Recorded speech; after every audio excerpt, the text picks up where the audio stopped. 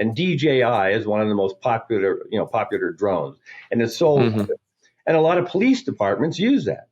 But China can get the access to everything that's going on in that police department through the drones.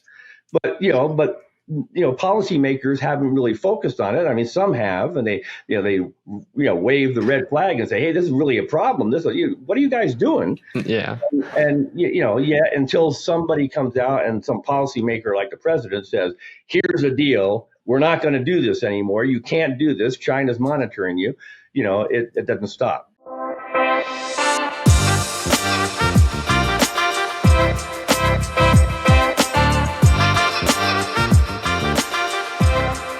Welcome back to the Intelligent Conversations podcast. Today, I have the honor to learn from Brian Fairchild. Brian is a former CIA case officer with nearly 2 decades of experience operating under the shadows under official and non-official covers across Asia, Southeast Asia, Europe, the Arabian Peninsula, and Afghanistan. He is recognized in the field of intelligence as an expert and has worked with the FBI, CIA, military personnel, and police officers.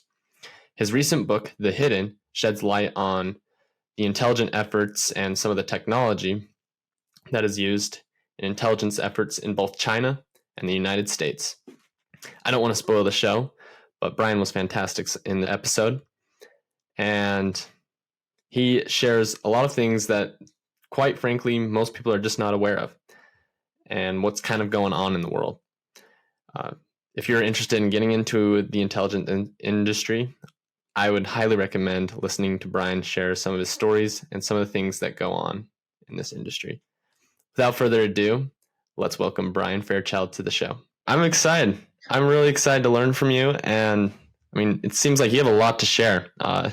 Rebecca gave me a lot of information to study up on and learn about. Rebecca is great. She's just a fantastic teammate, Yeah. And actually, I got to the part where in your book, because one of the portions, she shared the book with me. Mm-hmm.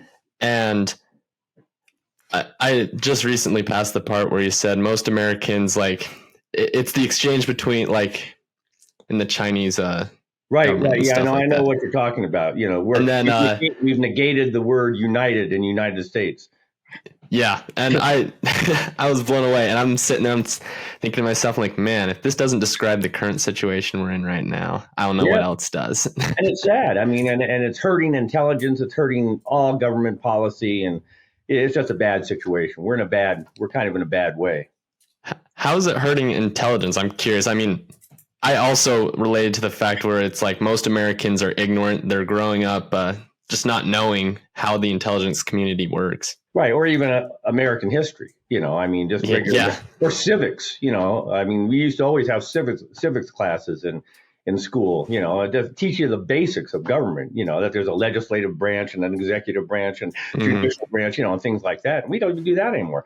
So, but it hurts intelligence. I mean, the whole book, the title, The Hidden, refers to remaining hidden below China's radar.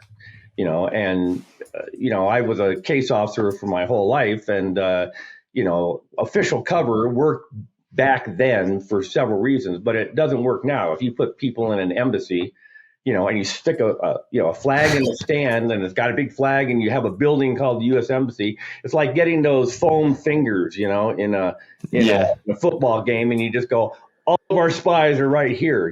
That can't work anymore with the kind of surveillance technology there is. So that's some of the stuff we can talk about. But wherever you want to go with it is fine with me.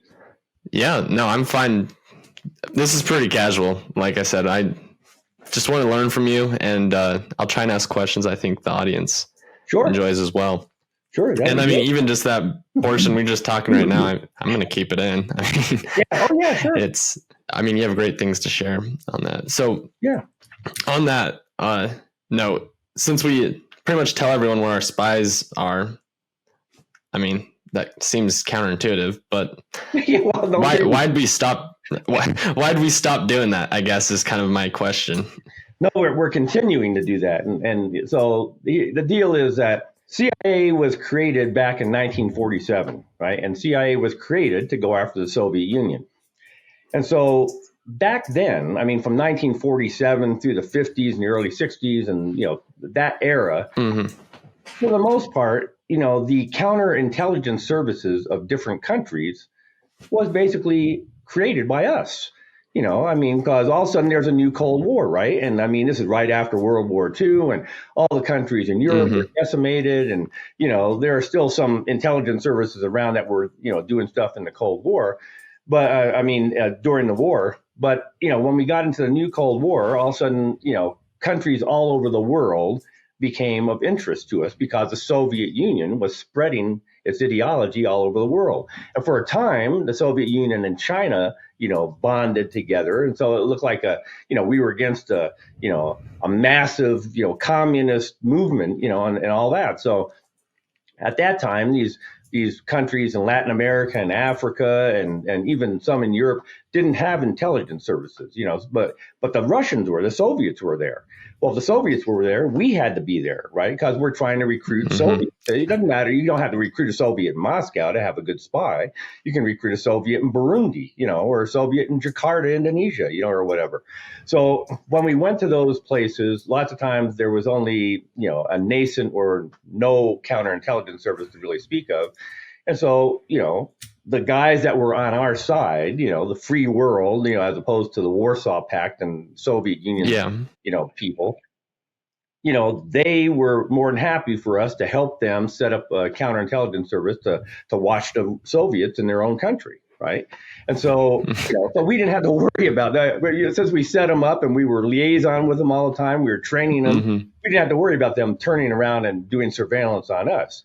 But, as the 70s and the 80s and the 90s got going, well, a lot of countries started disagreeing with American foreign policy and with CIA operations on their own, on their own homeland and, this sort of thing. So that's when we really had to start thinking about, well, does this official cover work anymore? Because, first of all, they pretty much know who we are because we've been dealing with them for all these years. And then we got the flag in the sand and we're going, yeah, all of our people are right here. And you might have a couple of guys. I mean, when I served in both non-official cover and official cover. And non-official cover is the best because you have no overt contacts with the U.S. government. You're out there as a student or a businessman or whatever, the cover is. And you never go into the embassy. And so there's no reason for the counterintelligence service to focus on you. So you were on the ground for that, like talking with the everyday people and things like that. So we had to start worrying about, does this official cover work anymore? Because everybody kind of knows who we are and we're in one building and it's not so hard. But see, even back then, the counterintelligence service of that country, or maybe a Soviet counterintelligence surveillance team might be on you, right? But it would be a more or less limited thing. I mean, maybe you have 15 guys and they got motorbikes and a couple of taxis, or something like that. But it was finite enough to where if you went out as a case officer and you did what we called surveillance detection routes, traveling all around and looking for surveillance, because their surveillance was limited, you had a pretty good chance of finding them or discovering that you were under surveillance and aborting the mission or, whatever. But now you can't do that. Now even CIA says, in 29 or 30 countries around the world, the counterintelligence services can follow our guys without ever having a human in the loop, just through technology, right? CCTV cameras, really sensitive cameras on top of buildings that, cover most of the city, video cameras everywhere. You can't do it anymore. So, when you come out of the embassy door, boom, they've got you. They've got you with CCTV. You go down to the corner, here's another CCTV camera, and they're all meshed together. It's all one system. It's not a separate camera that has a videotape. It's all digital, and it goes back to a central location. And so that central location is where everything congregates. So you go into a shop, and there's video in the shop, in the store, in the supermarket. Well, that meshes into the CCTV cameras on the street. And then you go out and there's a couple of surveillance cars that have license plate readers, and they're reading every license plate it sees. So you can't really get away with it anymore. And then you've got really amazing technology, which is called wide area motion imagery. Now, What's that? wide area motion imagery, and is your stuff is all on video, right? So if Yeah, I this is on video. with my hands, your audience can see it, right? Mm-hmm. Okay, so imagine that my hand right here is Washington, D.C. Well, with wide area motion imagery, you have a package that these packages are becoming more and more miniaturized all the time, but certainly you can put it on a Cessna aircraft, a big drone. This stuff can be on satellites. It can be on, aircraft or balloons that go higher around the city. And it's got a cone of digital, a digital photography with a cone, right? So the cone comes down on basically the whole city. And all that plane has to do is keep circling around the city. And that cone is constantly recording all movement in the city. I mean, all movement, Wow. It can get that precise. Oh, yeah. Oh, yeah. Oh, wow. In fact, we were using this in the war zones, back in, 2010, 2011. It was classified back then. But now if you Google wide area motion imagery, it'll bring you up to, a manufacturer that's creating this technology right in Falls Church, Virginia. And we even had it used. The Baltimore Police Department used it for a while. But see, in the United States, we have all these privacy concerns, right? So in the United States, people heard about this and persistent surveillance every hour of every day, every minute, all movement, and they railed against it. But China's not going to, China loves this stuff, right? And China's going to use it everywhere it can. And so imagine now that, little Brian Fairchild comes out of the embassy and they know where I am. They know who I am. They got me coming out the front door, and there's nowhere I can go in that city where I'm not going to be surveilled. And see, I mean, this whammy is so good that, it's like you can not only do things, it's all digital, so it's all on computer screens, right? So depending on how many analysts you have, you say you have 100 computer screens, you've got 100 analysts.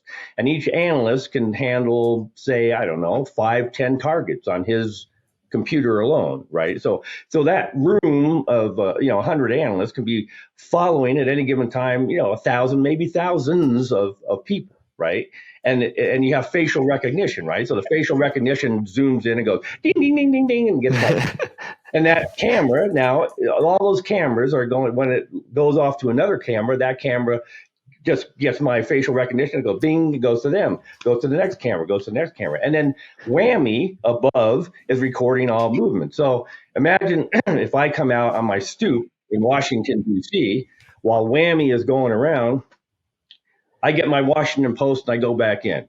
Well, if I'm not a target, it's no problem. You do the same thing, it's no problem, because it records all movement. But that doesn't mean they use it. They go after everybody. I mean, the reason they're using it is to find crimes and murderers and intelligence officers doing surveillance and, meetings for, spies on, your own soil and all that. But if you become a target, then you're kind of toast, right? And so they can go back now. Say I'm not a target. Say I'm in Zambia, which is where the book takes place, as you know. Yes. Let's say I'm in Zambia and I walk out of the embassy and they've got me, and I go down the road and they've got me everywhere. So, but say they don't yet know that I'm a spy. Also, they get some intelligence, or they figure it out, or they, do a Google search and they find that I'm, CIA and all this, or, all the digital dust that we have, and, all the social media and everything. So from the time they realize that I'm a spy, not only can they watch me in real time doing whatever I'm doing around the city, but they can go back in time for as long as that digital stuff's been recorded. So they could go back in time, maybe I got in country a year ago, they could go back and watch me every single day of that year and find out where I'm going, where I go to eat my lunch, where I buy my gas, who I've been meeting, what routes I take driving around the city. They got everything.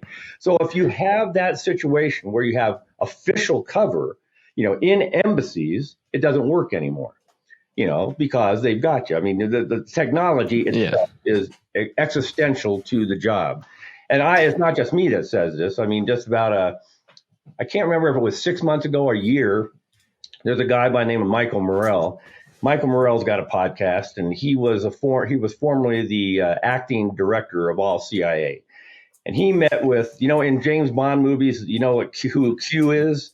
Q is the guy No. all the cool technology and gives Bond the cars and the guns. Oh, gotcha. Well, the Q for CIA, at that time was called Don Myrick. And this is just, no more than a year ago. And she was on Michael Morell's program, and they were talking. And they agreed, the former acting director of all CIA and Q, for spies, agreed that this technology is existential for case officers, around the world.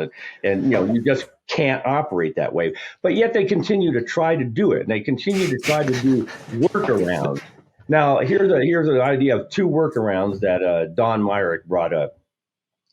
The one was, she said, we did a study recently, because this has been a big concern for several years now, right? I mean, technology increasing. Yeah, it's... And then case officers have been going, well, yeah, how do I know I'm being secret? If there's cameras everywhere, even in London. I mean, it's cameras everywhere.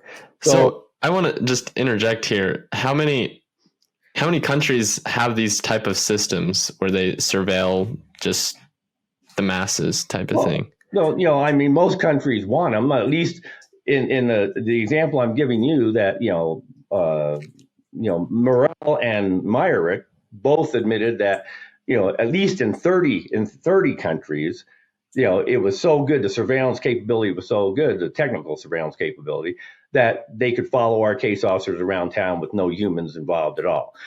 But the thing is, the Chinese are the surveillance masters of the world. They've got the best surveillance technology. Of course, China is just completely, covered by surveillance. They've got, a million Uyghurs in basically concentration camps, and they take everything from them. I mean, they take their blood, they take photographs, they take DNA. It's the worst or the best, however you want to term it, surveillance state in the world, and they actively sell their technology around the world, right? And they've got this thing that's called the Belt and Road Initiative. Have you ever heard of the Belt and Road Initiative? I've heard it a few times. Yeah. Isn't that where they're pretty much trying to cut off pretty much North America from trade? Yeah. I mean, it's a big trade deal. So what the Chinese figure is, if the Chinese can get big trade deals, and especially focusing on major projects like ports and roads and airports, that they basically end up controlling all those assets in any given country. That's true. Right? Not only that, but they come in and build it. I mean, Chinese labor comes in and builds these projects, and they do it at such loan rates, that oftentimes these countries can't pay back their loans. And if they can't pay back their loans, the Chinese say, okay, well, we'll just take the airport, and we'll continue to run, so China's thinking very strategically, and they're all over the world. So the reason I put, my book in Zambia is because China really hit Africa hard. And, if it comes to a competition between the U.S. and China and Africa, 1 to 10 scale, we're at about 2, and China's on a 12, on a 1 to 10 scale. So, they are focused, and they're focused in doing the Belt and Road, around the world. So, they sell it to everyone. In fact, they've even sold it here. And they've got the CCTV cameras called Hikvision. And Hikvision was actually being used on some of our military bases and stuff. And they get access. They have access to all the information. TikTok's another one. Yeah. TikTok is run by China and, by ByteDance. And every organization in China comes under the control of the Ministry of State Security by Chinese law. So anything that they want from any company, they get, and everything about surveillance these days and AI, artificial intelligence, is about having big data, right? You can do more things with AI and do more experiments and try different kinds of technologies and stuff with AI if you have a whole lot of data. So they have 1.4 billion people of themselves. And then they go out and they collect everything they can on everybody else, including DNA, including, everything from Hikvision and, all this sort of thing. So, they've got a big advantage. And we're just now, there was an article in the press. It can't be more than a week ago, where DJI drones. China can the biggest drone is the biggest drone manufacturer, and DJI is one of the most popular drones, and it's sold. Mm-hmm. And a lot of police departments use that.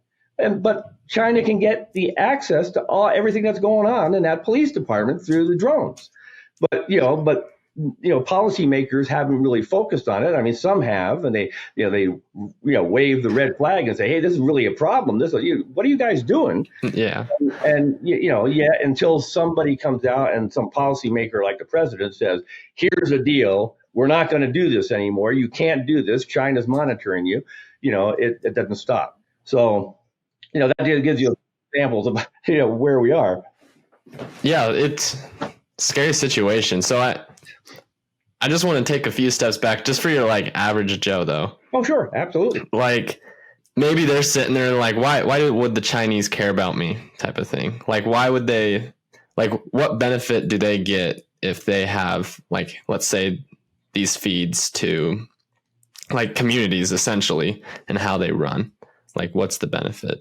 Well, I mean, if you're a competitor of the United States, right, you want to know everything that competitor is doing. So, with DNA, I mean, the U.S. Counter Intelligence Center of the United States government publicly has stated that it's probably true that, for the most part, that China has collected DNA on almost every American.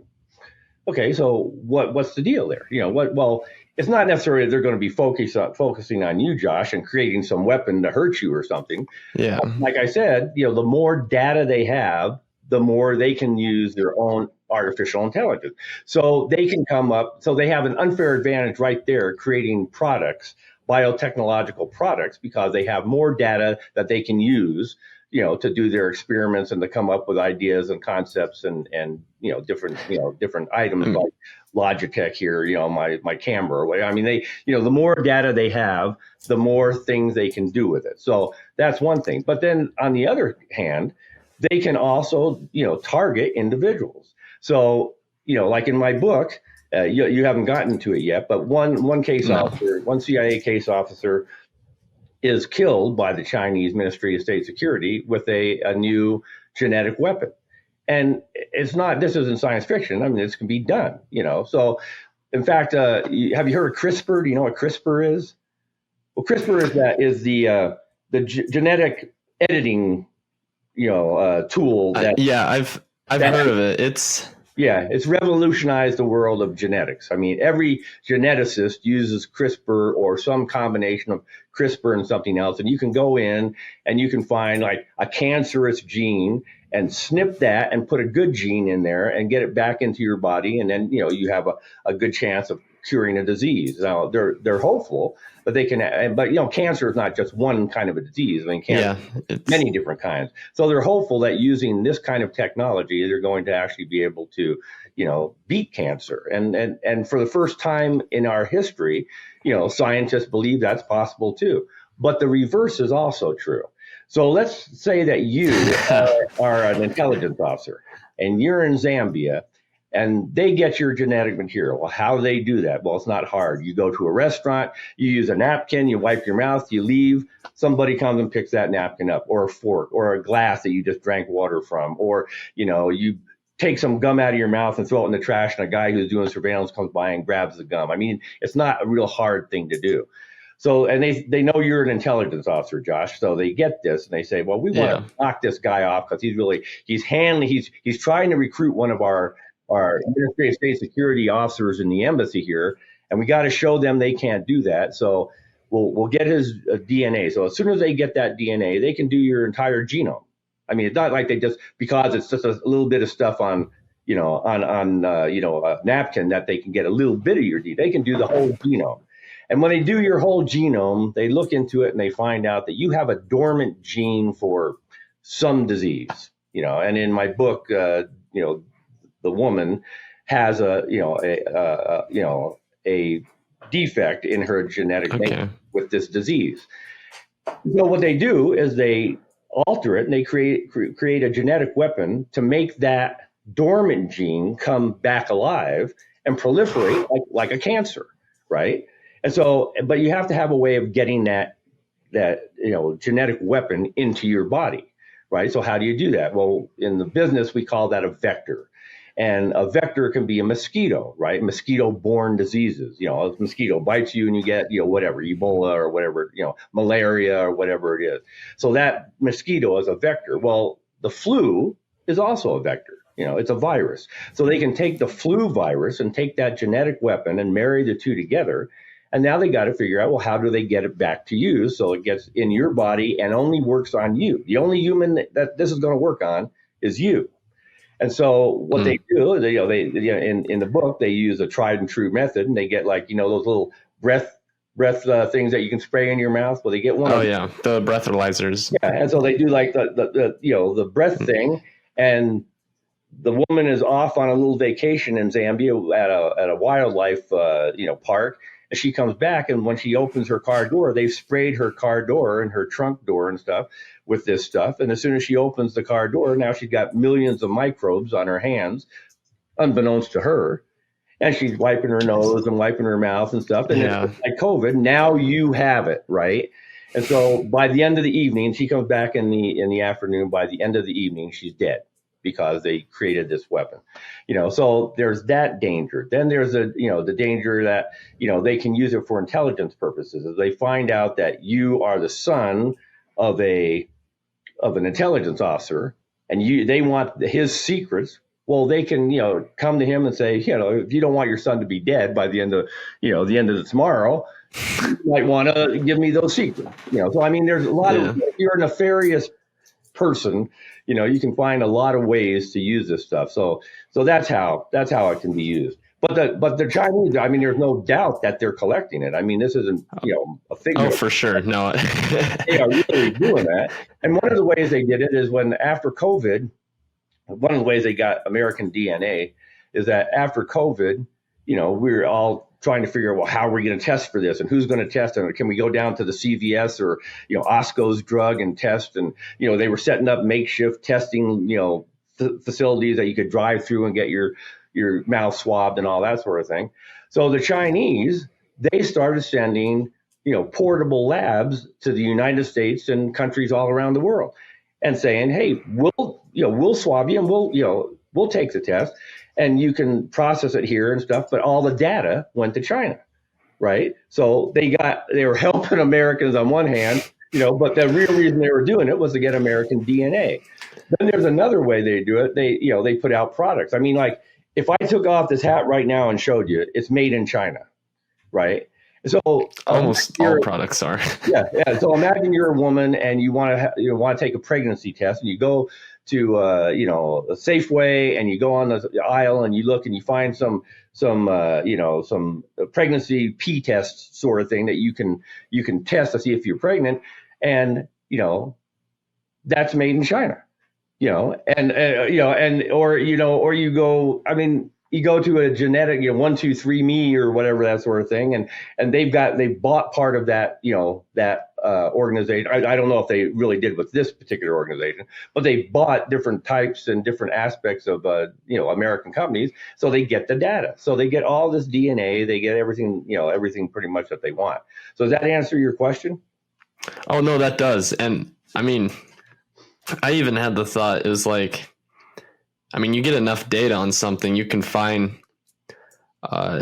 especially with like AI, I think AI does a good job at analysis. Oh, absolutely. And pretty much with all that data, you just analyze and find common things and say, okay, if we need to hit, like, let's say a large portion of the population, these are some of the common genomes or whatever it may be that we can hit them with. And China's even going further than that. The Chinese Academy of Sciences, back in 2017, I believe. I mean, you can Google it and you'll see. But they said at that time, one of the generals in the People's Liberation Army wrote a book, and he was teaching at the Defense College at the time. And he said that China was now working on genetic ethnic attacks, So remember, geez. they're trying to remove the Uyghurs and Tibetans. They want everybody to be Han Chinese, not Tibetans and Uyghurs. So imagine if they could find a gene that could, because they don't want to do an attack and affect themselves, right? They don't want to do a COVID attack and then get COVID. I mean, that doesn't make any sense. But if they can focus on, a genetic marker that makes a person a Uyghur or makes a person a Tibetan or whatever race you happen to be looking at, and they can, experiment with that and find out, yeah, we can target this specific ethnic group with this stuff, then they've got a major weapon. And biological weapons have always been a major problem for all countries, whether it's anthrax or tularemia or whatever, the biological weapon is, so China's got a big biological warfare program so that they can work on that sort of thing. Well, let me go back for a second here and explain to your viewers why this cover thing that I was talking about is so important. Well, first of all, it's important to understand why intelligence is important. Well, what my job is, and what most of the jobs of America's spies were up until the War on Terror, was to go out and penetrate, hire, find, locate, and hire spies within foreign governments that would tell the United States that foreign government's secrets, right? And then those secrets go to the policymakers. And if you have really good high-grade intelligence and you know what the plans are and you know why this country is working with the Soviet Union or China or Russia nowadays, and what they're going to be doing, and they're going to be building a new military base or whatever it happens to be. Now, a policymaker with that secret intelligence, he's got a leg up, right? Because they don't know that we know that they're going to conspire with the Russians or the Chinese to create a new military base. So now we can do something to counter that, right? We can do some diplomacy, or we can do something military, we can do something economically, trade-wise, but we can do something where we say, hey, it'd probably be better if you didn't do that, and we'll trade with you. Or if you do, we're going to have to make a military strike on this, whatever. So that's what intelligence is used for.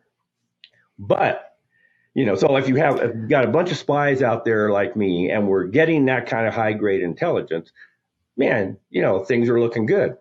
But if you have lousy cover or no cover or silly, official cover, like we're still using, where we everyone raising their hand saying, hey, I'm a spy. Yeah. I'm right here. I'm going to do some secret stuff now, but, don't watch me. It's that kind of thing, So if they know that, now let's use you as another example. Let's say that I am developing you, Josh, and you're a Ministry of Economy guy in some foreign country. And I've established, because I'm an embassy official, I'm a big deal, right? I'm an American official. I got a black diplomatic passport. I'm kind of a cool dude. And people want to know, ranking American officers in the embassy, because you never know where it might come in handy, and they want to go to the United States and get a visa and stuff like that. So maybe Brian can help along the way. So I started developing a relationship with you, and we get to be great friends, and I can see that, your baby is sick, your wife needs a new operation, you're having financial problems, whatever it is. And then I can see in my mind's eye that down the way, I can say, hey, Josh, maybe I can help you. Your expertise would really be appreciated. But, if we were working together, maybe I could, get that operation for your wife, or, whatever it happens to be. And then you say, yeah, so we join together, and now you're a spy working against your government. Okay, so, but what happens if you don't have any good cover is they know that I'm seeing you, right? Because they've got us on cameras, right? So we're going to a cool little restaurant. We're having lunch every once in a while, and we go and we walk around the park and look at the blossoms or whatever, whatever we're doing to become an established rapport. And so one day they show up at your door at night, and in most countries, the National Security Agency is a bad thing. The national security agencies in many countries make people disappear. People die. Oh, that's always comforting. All of a sudden, it's not a fun thing to be on the radar of your national security agency. So they come to you one night and they knock on the door, and you answer, and they show you their identification. And right away, you're like, oh my God, what's going on here? And you sit down, have tea with them. And, the guy looks at you and he says, hey, Josh, how's things at the ministry? And you go, oh, I'm doing well. You're working on that project and, for the big trade deal stuff, aren't you? And, oh, yeah, yeah. I said, you know that guy, Brian Fairchild, right? The guy from the American Embassy? And you go, yeah, oh, yeah, yeah, I know him. I mean, we've actually met together on this project and stuff. And the guy looks you in the eye and he says, but he's a spy, right? Oh, man, your world changes like that. You go, oh, Yeah. man, these guys think I'm a spy for the U.S. government. And, and you start saying, well, I didn't know. No, I didn't know that. I'm never going to see the guy again. I hate that guy. I really liked him to begin with. And they say, no, Josh, we don't want you to stop seeing him. We want you to continue to see him. And as he goes along, at some point, he's going to recruit you as an American spy. And when he does, we're going to provide you with the false intelligence to give him so that his policymakers are going to start making policy about our country that's based on erroneous information. And that's to our benefit. That's going to be great for us. They're not going to know how close we are with the Chinese. They're not going to know about that air base we're building. They're not going to know any stuff. But we'll give them stuff that's sort of half true and half isn't true. And we would like you to continue to see him for the rest of your life if we can do it, and to continue to feed him false data. And so they do that, right? And that's called you're called a double agent. So you've seen this on TV and movies. What's a double agent? Yeah. Now you're a double agent because, I'm going to recruit you and I think you're working for me, but really you're doubled and you're working for your own service or another service. I mean, the Russians could do the same thing to you, or whatever. Anybody could threaten to expose you and you say, okay, I'll work with you. And so now you're a double agent. And so let's say you continue along. I stay in your country for another 5 years. And man, I'm getting promotion after promotion. I'm getting an intelligence medal every other year because your intelligence is so stellar. And I'm getting such great responses from the policymakers and stuff that I'm a hero in CIA. And the CIA is never going to know it. Right. So, see, that's why if you're going to have spies, they have to have cover. Because if you say I'm a spy right away, they've got this situation. They can do this to you every chance they can get, or they can just step in and they can kick me out of the country in what's called persona non grata.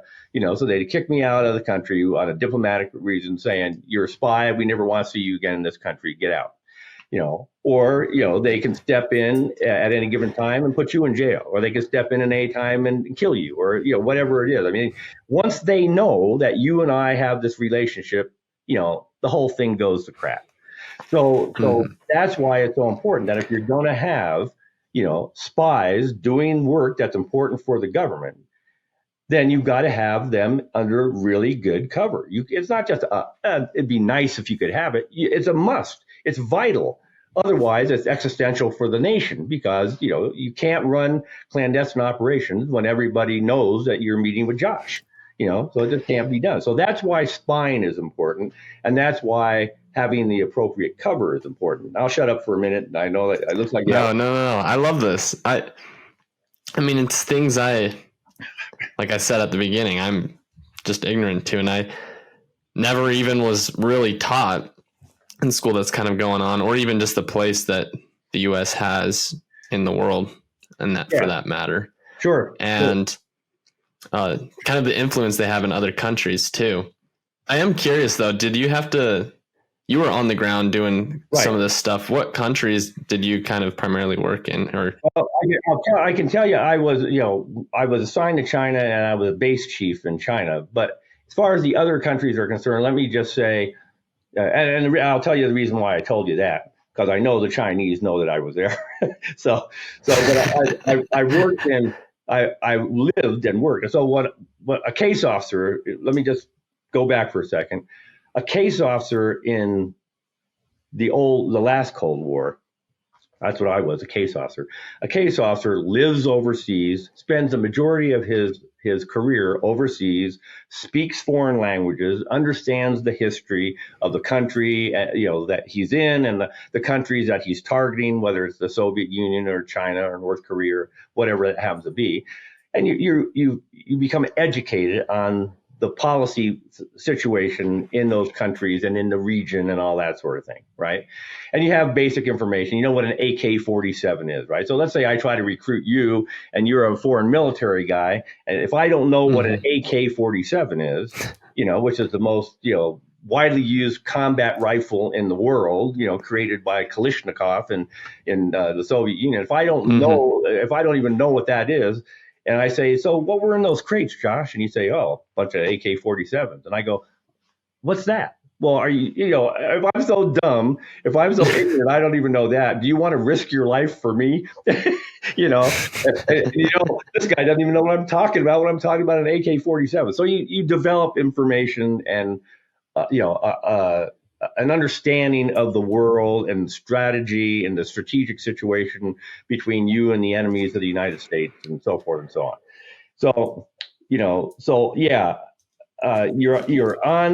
you're on the ground the whole time. And no case officer during my time ever wanted to come back to headquarters because you can't recruit foreign spies at headquarters, right? I mean, my job is to recruit foreign spies. And my promotions are going to depend on whether I've recruited foreign spies. And I can't wander the halls of headquarters and recruit foreign spies. So I never want to go back to headquarters. So, there were guys, I knew guys who were out for 15 years, never had a headquarters assignment, 15 years going from one country to the next and, getting expertise on the whole region, and all that. So that's the kind of stuff that I did. And the kind of operations that I ran are like the kind of operations we're discussing here. Mm-hmm. And so that's what pretty much all of us did. But here's another important thing for your viewers to understand too, that the whole key to this whole interview is that during the last Cold War, the majority of spies in CIA were like this, like me, right? We were case officers, we were overseas, speaking languages, trying to stay overseas as long as we could, all that. But then in 1991, the Soviet Union went belly up, right? It stopped being a threat. It disintegrated. All the federated states left and became allies of ours. And, it was just terrible for the Soviet Union. We won the Cold War. That was great, But because CIA's mission was always, focused on the Soviet Union, now CIA didn't have a mission. And see, back then in 1991, nobody was looking at China and saying, oh, China's going to be a major threat. In fact, they were doing just the opposite. They were saying, China's never going to be a threat, and we're selling widgets left and right. Crazy. I'm making so much money, I can't stand it. So nobody was looking at the, future threats. In fact, because the Soviet Union went belly up, the policymakers thought that there was an end to history, basically. And they used that term, an end to history. Like, we're the biggest thing in the world. Nobody's ever going to threaten us again. We don't have to have a CIA or anything like that. So there was a famous congressman at the time by the name of Daniel Patrick Moynihan. And Daniel Patrick Moynihan he was on headlines every day. He was very well known. He was an erudite guy, spoke well and everything.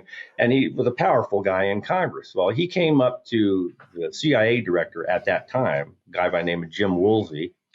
And he came up to Jim and he said, Jim, way to go. Way to go. You won the Cold War. Great. Do we even need you guys anymore? Do we need a CIA? Why do we need a CIA? Right. And they all wanted to collect what was called then the peace dividend. Right. All that money that was going into intelligence or going into the military, new weapons systems, all this sort of thing, satellite technology. They didn't care because there was an end history and they wanted that money to use in their own constituencies. And, the peace dividend was going to be a big deal. You guys don't need it so much, but we do. So they started doing that, and CIA for 10 years after 1991 became, dislodged. I mean, there was no primary mission anymore. It was like a ship in the sea that just, went from one place to another and just bounced off of something here and bounced off of something there. But they didn't have a primary mission anymore. So they immediately started closing down stations, which is what we call our overseas offices, and bases, which are, parts of stations that are in another part of the country. So they started closing down stations and bases. They started, the very few people were applying to become case officers anymore, and they weren't really trying to get a whole lot because they didn't have any money. Everything was going down the tubes. Our training facility that we call the farm, fell into disrepair. And by the time, then all of a sudden, 10 years later, on September 11th, 2001, we were hit by Al Qaeda. And all of a sudden, CIA had its new mission. But it wasn't one of many or, important amongst equals. It was the only mission. And it was counterterrorism. And it was laser focused right like this, like this is what we do now. We're not really, they would still ask for a couple $1 million here and there for China operations or Middle East operations, that kind of deal, because it's an institution that wants to get as much money as it can.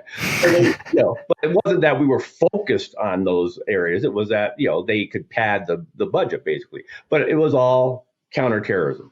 And so what does that mean? That means as an institution for 20 years, if you joined CIA at that particular point in time, your entire career was going to be as a counterterrorist specialist. And you were going to be, going to what used to be a station, say in Jordan, in the Middle East.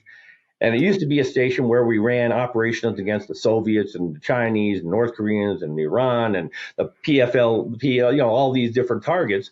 Now it's not doing any of that stuff. It's a liaison office between CIA and the Jordanian intelligence service. And we're sharing information on terrorists back and forth, right? So that's what you become. You become a liaison guy.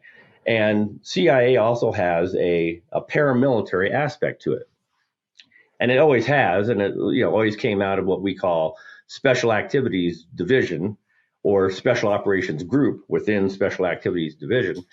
But they were all those spots were always staffed by former military guys. And so after 9/11, I mean, it's not that CIA, if you watch these movies, I mean, I don't know if you've ever seen the movie Lioness. Have you ever watched that on Netflix? I haven't seen that one. It's a depiction of what I'm going to tell you here. It wasn't like CIA created its own paramilitary organization with special techniques and guys that could do amazing things and magic tricks, and things. No, it wasn't that. They simply went to the best special operators in the world. They went to the teams. So they went to SEAL Team 6 and they went to Delta Force and all the SEAL teams and all the Special Forces groups and the 75th Ranger Regiment and Marine Recon. And they just got those guys and said, how would you like to be working at CIA? And brought them right over. Right. So imagine you and a friend of yours, you're in Delta Force and another guy's in SEAL Team 6. And on Friday, you're recruited by CIA. You're going to re-up. You're going to stay in the Navy or you're going to get out, whatever. But CIA says, how would you like to make this transition? And you go, yeah. So on Friday, you're SEAL Team 6 and your buddy's Delta. And then you come over and on Monday, CIA gets the holy water and goes, you are now CIA, you're CIA, you're CIA. And now you start that day and you start doing the same thing you were doing as a SEAL Team 6 special operator, but now you're doing it for a civilian organization called the Central Intelligence Agency. So they didn't skip a beat, right? And everybody was absolutely great with that because, Al-Qaeda had taken down the towers. They had crashed into the Pentagon, crashed into Pennsylvania. We had a whole new threat, a whole new target. And so that's where everything went. So you start your career and you do nothing but paramilitary stuff. And you're not the special operators, but you're supporting the special operators. You start doing, targeting and things like that. But every promotion you've gotten hasn't been on any kind of normal espionage stuff like I was describing to you that we did, back in the old Cold War, all this other stuff. So after 20 years, Josh, the CIA no longer had any expertise in traditional espionage. They didn't have officers who could speak Mandarin Chinese. They didn't have officers who could speak German or Russian. They had paramilitary guys like you, and all of a sudden, terrorism became kind of passé, and I believe that's going to be starting up again here before too long. We can talk about that later if you want, but it was, so they didn't do any of that stuff and they became redundant, right? Because there still exists, it has always existed, SEAL Team 6 and Delta and the 75th Ranger Regiment, blah, blah, blah, all those teams. And CIA had made itself another team. But now that terrorism wasn't the only thing in the world, and we had to start getting back and spying on traditional enemies, they became redundant to those teams. And they all of a sudden went, dang, We got to get back into the spy business. And that's only occurred in the last 3 or 4 years. And so we're just trying to build up a nascent kind of an espionage capability. So you can't snap your fingers and often have somebody speak Chinese. You can't snap No. your fingers and have somebody who's traveled in China. You can't snap your fingers and understand what the Ministry of State Security and the People's Armed Police and all that stuff is going on, and the influence China has in Southeast Asia. You can't do it. You've got to build that up gradually. And so they're trying to do that, but they're doing it according to the old model. That old model also means that they put people over in official cover, and that's it all goes to crap, right? This is wild. I don't even, man. I remember actually trying to remember where I heard this, but they said that instead of like kind of getting what you were kind of describing, like good intelligence and like doing espionage, we're almost like focusing on like which way the door swings open. So then when we go to take out this terrorist, the person doesn't like and that's get true. shot on accident or something like that. Those are the paramilitary special operators. See, so that's what I'm saying. I mean, so now I'm drawing the distinction for you between the traditional officer who does espionage, who lives overseas, speaks languages, understands geography, all this sort of stuff, and the special military guys. Now, a special military operator doesn't have to live overseas. He can be, in fact, what the CIA did is all the special operators were basically based out of the Washington, D.C. area, out of the headquarters area. And they would surge teams to different places to get, to get different guys. But it's like you see in the movies. I mean, those guys are, those guys. I mean, they're paramilitary. They've got the goggles. They got the M4. They got cool sights. They're going in a team. They're tapping each other on the shoulder, and they're going into a building and they're clearing the building. That's what they do. And they did it great, and they're the best at it.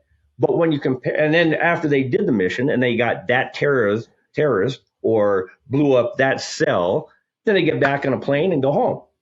See, it's like a case, right? It's like a police case. It's like, oh, well, we caught the burglar, we're done. But see, in espionage, you're never done. You always have to be there, always looking at what's going on, how things are changing. That's why you have to be living on the ground. That's why you have to speak languages and understand the people. You're not just coming in and doing some sneaky, secret squirrel stuff and then leaving. You got to understand the deal. So then the question might come up, Josh, that, okay, I made this point, so we can't do espionage anymore, right? And no, the answer is no. I mean, we can. But you can't do it that way. You can't do it by the CIA doing what it's doing and has always done and putting people overseas in official cover. I mean, right from the get-go, you understand the whammy thing, right? Well, imagine, can you say that anyone working at CIA, I don't know if you've ever been to Washington, D.C. or anywhere around CIA headquarters. CIA headquarters is in the middle of basically a upscale residential area. It's not out in the woods somewhere. It's covered. I mean, it's like a park. There's lots of trees and stuff, but it's a relatively small amount of space, and it's wedged in between, Highway 123 and the Washington State, the Washington State freeway, or not freeway. I can't remember the exact name right now because my. Oh, it's all right. But George Washington Parkway. So Route 123 and the George Washington Parkway, and it's a sliver of land, right? And then on the other side of George Washington Parkway is the Potomac River, right? So CIA headquarters is right in, like in an upscale residential area, and it's got big signs, and it says CIA, and it points, turn right here, This is CIA, whichever way you go. It's not a secret location. Everybody in the country knows where it is. If you ride down Route 123, you can take pictures of the sign saying, oh, look, CIA right there. Oh, I got it. You can do that. And in fact, a guy by the name of Kansi back in 1998, who was a terrorist working on the behest of Iran, he got into the turn lanes. There's so much traffic going into CIA headquarters, all the people that work there. I mean, there are thousands of people. That they, going east on 123, they created 3 left turn lanes to go into CIA headquarters. Well, Consi parked there in one of the lanes, got out of his car with an AK-47, and went and shot 3 people, that were waiting to go to work. Jeez. And so my point is, it's not a secret location. Now, think about all the surveillance technology that we just talked about, and whammy. But not only whammy, I mean, in 1975, Josh, the U.S. government said that, the U.S. government satellite surveillance capability was so good that it could take a picture of a license plate in 1975. Well, 75, 85, 95, 2000, well, 40 some years later, do you think the Chinese can do the same thing? And now you know about whammy technology, and whammy technology can be put on a satellite. So now you got that going on. How can you say anybody who drives in the CIA headquarters and drives out of CIA headquarters has cover? See, you really can't. It's not something they're going to talk about, because they basically have to say, we're obsolete. We can't do this anymore. And that's my point. So how do you do it? Well, you can't do it that way. You can't get anywhere near any installation that is a known entity. So any installation that's known as an intelligence organization or a satellite office of intelligence, or anything that's got to do officially with the U.S. government, you're burned. So you got to do it in a radically different way now. And so what's that radically different way? And this is the whole purpose I wrote the book, the hidden, to be hidden below Chinese, surveillance technology, and to be able to operate and get real secrets for the policymakers that have nothing to do with the U.S. government. So, are you a sports nut or anything? You follow? Yes, I am. Okay, well, let's say the NFL, right? The NFL needs to find new talent. Always needs to find new talent, right? And they need a tight end, and they need, they're always looking for great quarterbacks. And they need a really good guard, and they need, a halfback. And they've got these needs, and they continue to have these needs all the time. So who do they go to? They go to sports talent scout. Right?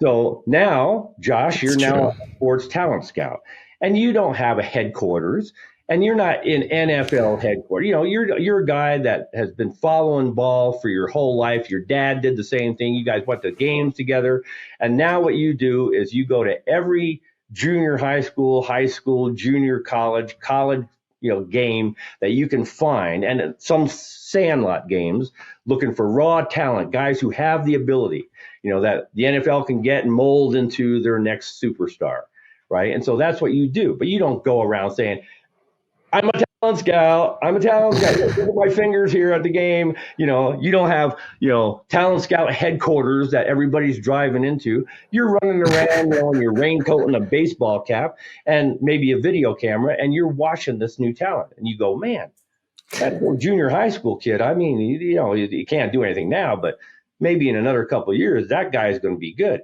And then you go to a high school team and you go, holy crap, look at that quarterback throw. I mean, he's just, it's like threading the needle every time he slings throws. it.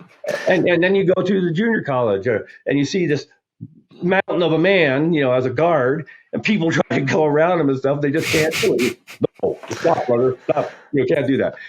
And so you go back to the NFL, and other guys like you that they've hired come back to the NFL, and you make your reports and you show the film, and the NFL sits there and they go, well, I like Brian here, but this Chad guy, I mean, he's got style. Not only is he good, but he's got style.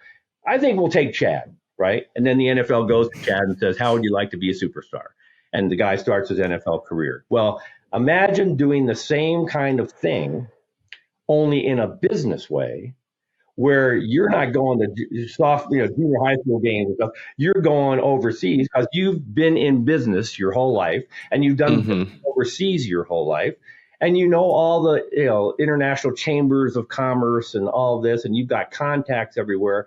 And you go and you look and you say, who are the guys who would be the best spies, who are businessmen, who already have the chops, right? Just like the kid. He can run, he can throw, he can dodge, he can stiff arm, he can do all that stuff. You don't have to teach him.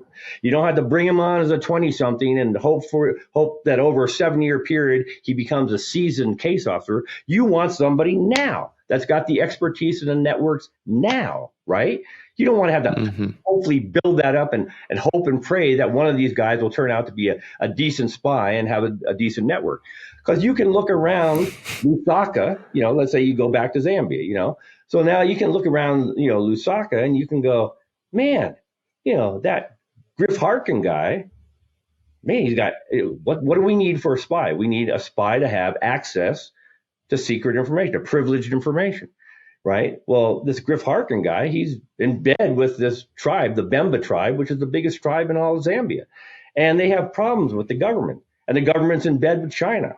So just by knowing the tribes and the tribal leadership, he knows the politics of Zambia and China, right? And when China goes to build that airfield, who do they get to be the labor? The Bemba guys, right? The tribesmen who go out and clear the terrain and start building the facility and that sort of thing. So you don't have to be in an official capacity as any kind of American official with a black passport, diplomatic capability, none of that stuff. You just need somebody who knows the situation. So you go and look and you find those guys, right? And you find Chris Harkin and you find a bunch of other guys who, really have their own networks. Maybe some of them are married to locals. They all speak the language. They've lived there. I mean, and they've been working in a punishing business environment that would make most grown men cry, and they're succeeding at it. They really, these are the Bushmen, right? I mean, they're the guys that they're not normal people. I mean, they love being in the bush. They love the wildlife. They love the tribes. They love the culture and all this sort of thing. Those are the guys we need that have access right now. So you look at this Griff Harkin guy and you start focusing all of your technology on him, right? All his digital dust, all his social media. And you find out, man, he even served in the military. He was in the 82nd Airborne and pulled a couple of deployments in Afghanistan, shown himself to be, a loyal American, even got a Bronze Star medal with a V, for valor. And, but he's basically been in Zambia his whole life. But he comes back to, his own hometown in Montana to see his folks and stuff every once in a while. But you got him covered, right? Technologically, you've got him covered. So when he's traveling back, and that he's an avid hiker. So he comes back and he's hiking along the Missouri River, in Montana, and you drive up on a mountain bike and you skid to a stop and you say, "Hey, aren't you Griff Harkin? Don't you work in Zambia?" And he goes, "Well, yeah, I am. Do we know each other?" And it starts. Right. Yeah. And, that's one approach to it. Or you could, take a longer approach and get to know them, bump into them at a restaurant, whatever. But you could just go and cold pitch them and say, here's the deal. I'm a representative of American intelligence, and we need your help. Are you willing to make a contribution for your country? And then from 0 to 60, you've got a guy with a network, contacts, understanding, knowledge, and the whole bit, and you don't have to worry about him ever being, threatened, because the local service in Zambia and Lusaka have looked at him 15 times. And one of the things you find out about him is that he's working with the Bemba tribe in teaching them sign language, because a lot of the Bemba are deaf, right? But that's it. That's what spying is about. Well, yeah. And that's the difference between paramilitary operations and spying, because these Bemba kids, in Zambia and around the world, actually, and even, I hate to say, even here in the United States, many people consider the deaf to be retarded or diseased or somehow just not right. They feel uneasy around them, and somebody's, using signs and stuff, and they don't know what to do. But that's how it is in Zambia, and those people are shunned. They are a whole part of society that people see every day, but they don't see them. They see right through them, right? Because they're nobody. They're retarded people. They're diseased people. We don't get involved. So imagine if you are Griff Harkin and you want to know what's going on at this facility where they're going to put this air base. Well, you've got these kids, that are part of your network that are taking down truck numbers and taking surreptitious video when they can and all that kind of stuff. And that's what spying is all about: having the access to privileged information. So that sort of brings us, full circle. And full circle there. So, man, I'm gonna look to wrap this up, but I mean, the book, I'm still working on it, but where can people find it? All that fun stuff. If they want to reach out to you, social media, or maybe they're just interested in this type of, line of work. And you've shared a lot of good stuff about kind of what's happening just now and how we should try to change it so then we can, kind of face today's threats. Yeah. So the book it's all about, it's all about the intelligence war between the United States and China. And it's accurate to the point. I tried to be as accurate as possible while still writing a fictional book that's going to hold your interest and, have murders and things in it that, didn't necessarily happen to me, but makes a good book. But the technology in the book is all real. So as you're reading through the technology and you see that Griff Harkin is using a certain kind of technology, that's real. The drones that he uses, the little Black Hornet drones are used, now fairly extensively by the 82nd Airborne in combat and places like that. So all the technology is real. All the operational stuff is real. The surveillance stuff is real. The whole concept of intelligence that you and I have just discussed, and so not to be a spoiler alert, but I mean, Griff Harkin does use these deaf kids as a surveillance team. So you get a real view from a professional's point of view of what espionage is about and how espionage works and why it's important to keep secrets and why you want to come on the observation of a counterintelligence service, because once that happens, you're done. They can do the double agent operation on you for the rest of your life and you'll never know. And all your work and efforts are in vain. So you can go to my website, brianfairchildbooks.com, or there's another website which will go right to the part of my website that gives you free access to the summary, the prologue, and the first 2 chapters. And that's freehiddenchapters.com. The book is the hidden, so freehiddenchapters.com. It's sold on Amazon. It's sold in Barnes and Noble, on Goodreads, most places that, you'll find books. And, I welcome anyone to come. Also, I've got my, extended bio there, and I've got some pictures of me growing up in the industry and becoming a airborne paratrooper and a Green Beret and, that kind of stuff. So you can get that. And then there's a media page where I've been on several, shows and highlighted on several shows. And you can get all that on, brianfairchildbooks.com. Awesome. Well, thank you. Thank you for coming on, Brian, and sharing your knowledge, your wisdom, and everything with us. All right, everyone, as you can tell, that is Brian Fairchild. He's a very intelligent person, has great things to share. I challenge you guys, if anything spoke to you, or if you're interested in his book, to reach out to him or to check it out where the links he shared there at the end of our conversation. Stay tuned till next week. We have a great guest lined up for you guys. See you guys next week, and let's get after it. Hey everyone, if you liked this episode and would like to hear more, be sure to hit that subscribe or follow button. We release a new episode every Wednesday for you guys to listen to. Thank you guys so much for the support that you give. We could not have done this without you guys. If you would like to be a potential guest on the show, check out intelligentconvos.com and fill out the form there. Thank you guys again, and let's get after it.